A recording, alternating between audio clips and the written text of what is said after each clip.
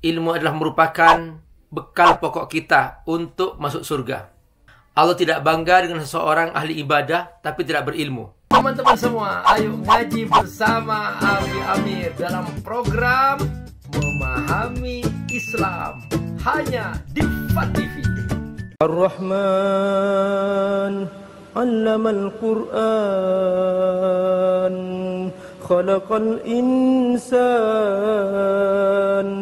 'allamahul bayan. Jangan lupa donasi untuk keberlangsungan FAT TV ini. Insya Allah semua yang Anda donasikan Allah akan mengganti dengan lipat ganda, karena di sini Anda beramal jariah. Ayo bergabung dalam dakwah FAT TV. Semoga Allah berkahi. Bahwa ternyata jangan mencari ilmu karena ijazah, tapi carilah ilmu karena kita ingin berkhidmah kepada Allah, ingin berkhidmah kepada agama. Insya Allah banyak orang dibutuhkan orang sebelum memperlihatkan ijazahnya. Terus terang, ilmu adalah merupakan bekal pokok kita untuk masuk surga. Allah tidak bangga dengan seseorang ahli ibadah tapi tidak berilmu. Karenanya Rasulullah SAW membedakan antara ahli ibadah dengan orang berilmu. Kapan? Ketika Nabi berkisah tentang seseorang yang membunuh 99 orang. Lalu Nabi menceritakan bahwa ketika orang ini ingin bertobat, datanglah dia kepada seorang ahli ibadah. Faja'a ila abidin. Lalu orang yang mau bertobat ini bertanya, apakah mungkin aku diterima oleh Allah bertobat? Kata yang ahli ibadah, apa dosa kamu? Aku telah membunuh 99 orang. Kata yang ahli ibadah, kata yang membunuh, aku telah membunuh 99 orang. Kata ahli ibadah, gak mungkin diampuni. Kenapa? Membunuh satu orang aja dosamu sudah seperti membunuh semua manusia di muka bumi. Faka'annama qatalan nasa jami'ah. Apalagi kamu telah membunuh 99 orang. Maka dosamu tidak mungkin diterima oleh tidak mungkin diampuni oleh Allah. Lalu apa kata yang membunuh? Kalau begitu aku lengkapi 100. Langsung disembelih yang ahli ibadah ini. Perhatikan, akibat kebodohannya dia mengalami penderitaan 2 kali. Yang pertama dia dibunuh, yang kedua dia menyesatkan fatwanya. Seandainya dia berilmu, dia tidak akan berkata demikian. Dia akan berkata bahwa innallaha la yaghfiru ayyushraka wa yaghfiru ma duna dzalika liman yasha.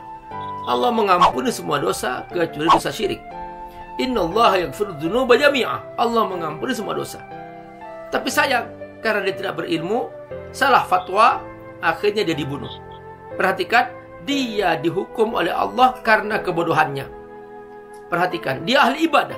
Ahli ibadah tidak cukup kalau ingin berfatwa. Karenanya Nabi kemudian bercerita, summa ja'a ila alimin. Setelah ini, orang yang membunuh ini datang kepada seorang yang alim. Lalu bertanya, ayaghfirullahu dzunubi idza tubtu? Apakah Allah mengampuni dosaku jika aku bertobat? Lalu berkata si alim, innallaha yaghfiru dzunuba jami'ah. Allah mengampuni semua dosa. Tapi dengan syarat. Sang alim mengatakan, syaratnya apa? Syaratnya tinggalkan kampung kamu. Li'annaha ardusu, karena itu kampung yang buruk. Kalau kamu kembali lagi ke sana, kamu akan membunuh lagi. Idhab ila ardis sholihin, pergilah kamu ke kampung orang yang soleh. Dengan bekal ilmu yang sedikit ini, dia perhatikan perjuangan seorang yang pembunuh. Dia berjuang habis-habisan untuk mendapatkan ilmu dalam tobatnya. Bahwa dia tidak ingin tobat ngarang sendiri, tapi dia ingin tobat dengan penuh keyakinan. Dia ingin tobat yang berkualitas. Dia ingin tobat yang berdasarkan ilmu. Tobat yang berdasarkan ilmu langsung Allah terima. Dari mana ketahuan diterima? Perhatikan, di tengah jalan dia berangkat ke kampung orang soleh, tidak jauh dari tempat duduknya bersama syekh yang alim tadi itu. Dia dicabut oleh malaikat Azrail, dicabut oleh Allah nyawanya. Begitu dia meninggal, datanglah malaikat penjaga neraka. mau mengumpulkan dia dengan golongan ahli neraka. Begitu mau diangkat ke golongan ahli neraka, datanglah malaikat penjaga surga menahan. Jangan, dia sudah Allah ampuni. Kata penjaga neraka, tidak, dia belum beramal sama sekali, dosanya terlalu banyak. Jangan, kata penjaga surga, dia sudah tidak punya dosa. Kata yang malaikat penjaga neraka, belum beramal, dia sudah tidak punya dosa. Belum beramal, dia tidak punya dosa. Bertarik-menarik antara dua malaikat ini. Maka kemudian Allah kirim malaikat yang ketiga sebagai wasit. Di sini malaikat yang ketiga memerintahkan agar mengukur. Kalau posisi dia lebih dekat ke kampung orang buruk, berarti dia ahli neraka. Kalau posisi dia lebih dekat ke kampung orang soleh, berarti dia ahli surga. Dalam hadis dikatakan bahwa sebenarnya ketika dia meninggal, dia lebih dekat posisinya ke kampung orang buruk.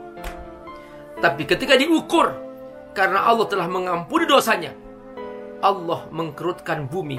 Allah perintahkan bumi mengkerut, sampai mengkerut sampai dia posisinya lebih dekat ke kampung orang soleh. Maka dia digolongkan sebagai ahli surga.